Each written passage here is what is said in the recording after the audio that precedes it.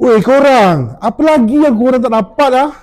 Korang tahu tak, sekarang ni student Sabah dan Sarawak ada bantuan fly siswa.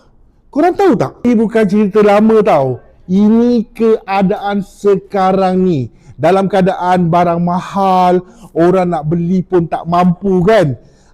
Sekarang ni lah fly siswa ada untuk membantu student-student daripada Sabah dan Sarawak untuk dapatkan RM300 bantuan untuk fly. Lepas tu yang paling best lagi, untuk bayaran flight ni sekarang ni ada kawalan tau.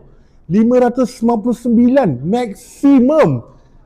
Yelah, nak jadi student ni korang tahulah kan, bukan senang. Nak kena fikir ada duit ke, berbaloi ke. Lepas tu ada yang tangguh nak beli tiket disebabkan tak cukup duit. Jadi kalau ada bantuan macam ni, at least bolehlah meringankan beban kan. Walaupun benda ni taklah nampak banyak, betul?